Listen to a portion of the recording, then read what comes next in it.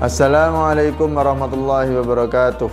Alhamdulillahi rabbil alamin. Wabihi nasta'in ala umurid dunya waddin. Wassalatu wassalamu ala asrafil anbiya'i wal mursalin Sayyidina Muhammadinil amin. Wa ala alihi wa sahbihi ajma'in.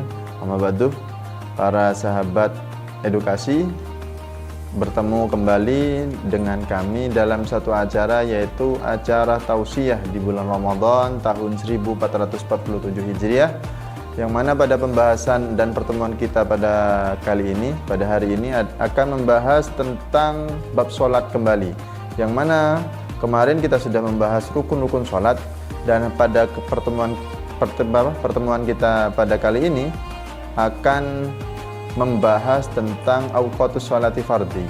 Apa itu, kapan diwajibkannya sholat yang 5 waktu, karena kita tahu bahwasanya sholat yang wajib itu sholatul fardhi itu ada 5. Pertama itu duhur, kedua itu asar, ketiga itu maghrib, isya, dan subuh.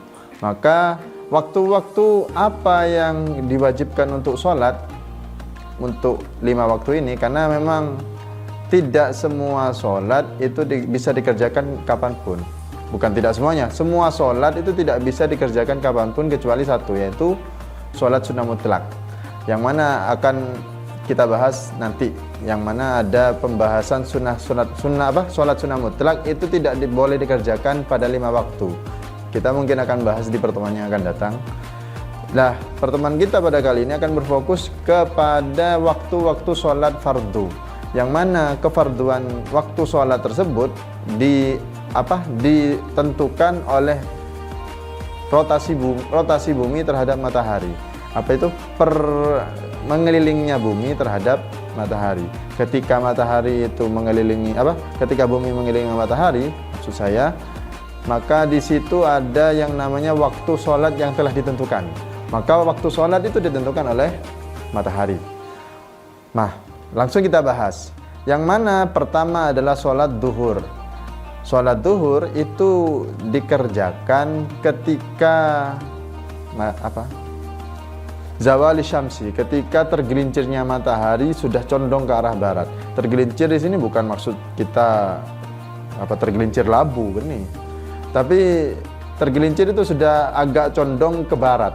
Maka bayangan sudah berada di arah timur dan tidak berada pas di bawah lagi, maka itu sudah dianggap masuk waktu duhur. Ketika sudah condong ke barat, bayangan sudah ada di timur, maka sudah masuk waktu duhur. Itu namanya zawalus syamsi, tergelincirnya matahari. Lah, ini dimulainya awal waktu sholat duhur. Maka duhur akan berakhir ketika kapan? Ketika bentuk bayangan sudah menyerupai bendanya. Bentuk bayangan atau besar bentuk bayangan sudah menyerupai benda aslinya.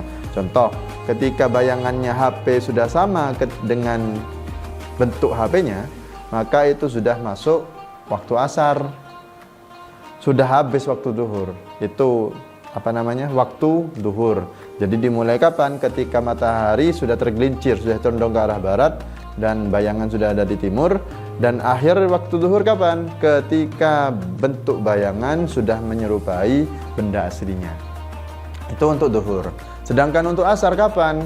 Awal mula waktu asar itu ketika bentuk bayangan sudah lebih besar atau lebih panjang daripada bentuk benda aslinya.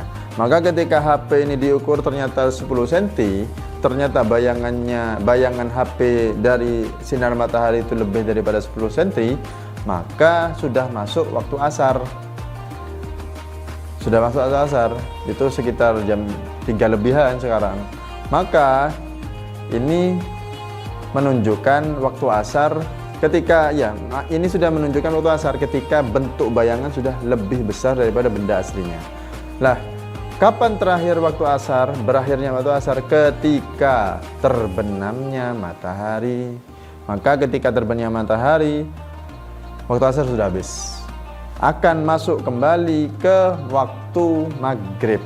Waktu maghrib dimulai dari terbenamnya matahari. Terbenamnya matahari itu menandakan waktu maghrib sudah dimulai. Awal waktu maghrib sudah dimulai. Maka kapan berakhirnya waktu maghrib? Apakah sampai isya? Oh, ternyata tidak. Waktu maghrib adalah waktu sholat yang paling singkat. Waktu yang paling singkat. Bahkan dalam kaul jadidnya Imam Syafi'i, pendapat yang terbarunya Imam Syafi'i yang ketika beliau masih tinggal di Mesir, itu mengatakan bahwasanya waktu maghrib itu adalah waktu yang cukup untuk melaksanakan untuk membersihkan hadas, berwudu dan sholat 5 rakaat. Itu adalah waktunya. Sekitar berapa menit? Ya sekitar 15 menitan. Itu waktu maghrib dalam pendapat Imam Syafi'i yang paling baru, kaul jadid. Tapi tidak dengan kaul qadimnya. Kaul qadimnya Imam Syafi'i yang mengatakan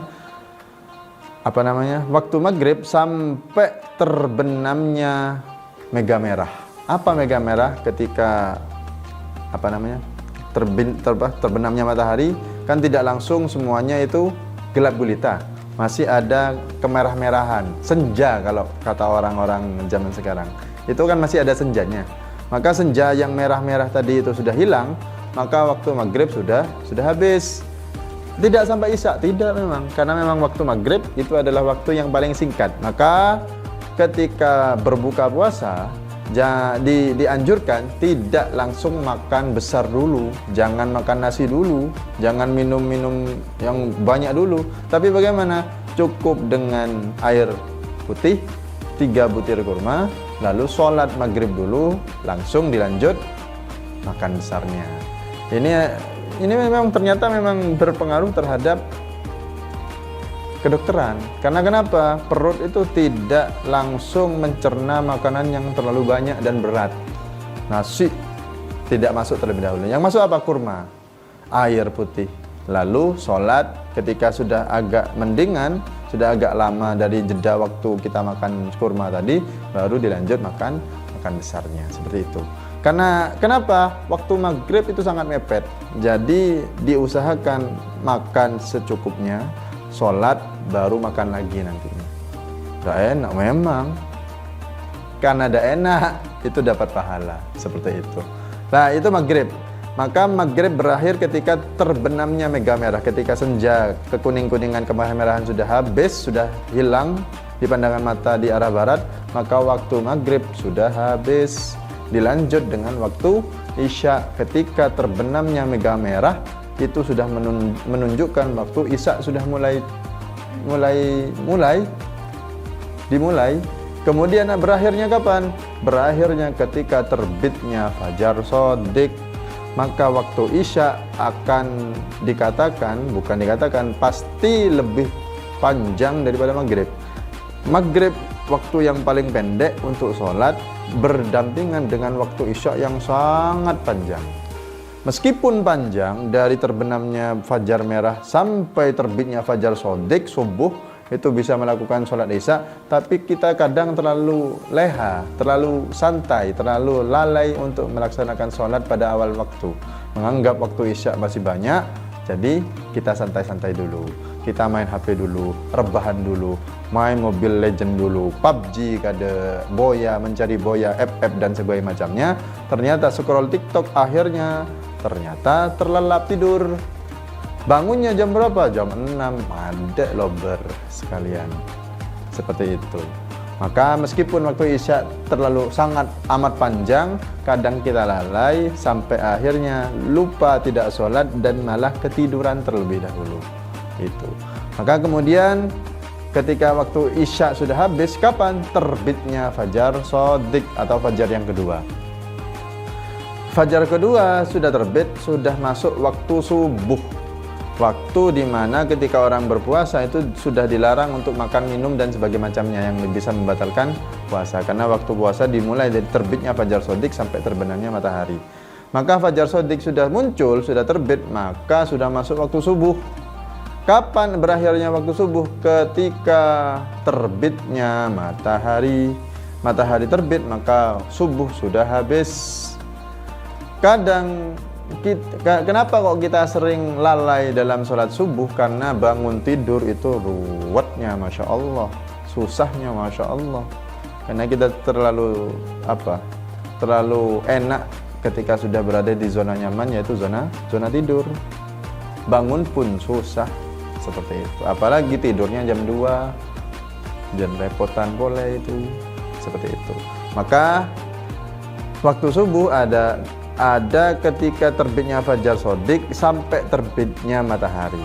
Itu adalah 5 waktu yang diwajibkan untuk sholat. Karena waktu sholat ada waktunya, tidak sembarang waktu kita bisa sholat. Bahkan ada 5 waktu yang diharamkan untuk sholat yang tidak didahului sebab dan tidak ditentukan waktunya. Itu ada.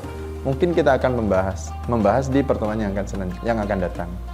Baik, itu adalah waktu-waktu yang diwajibkan untuk sholat. Maka hendaklah kita mengetahui waktu sholat tadi untuk menjaga, untuk berhati-hati tentang sholat kita. Maka ketika sudah masuk waktu sholat, hendaklah kita melaksanakan sholat di awal waktu. Itu yang bisa kami sampaikan pada pertemuan kali ini. Selamat berbuka puasa untuk kita semua. Jika terdapat kesalahan kami mohon maaf. Wabillahi taufiq wal hidayah waridha wal inayah. Wassalamualaikum warahmatullahi wabarakatuh.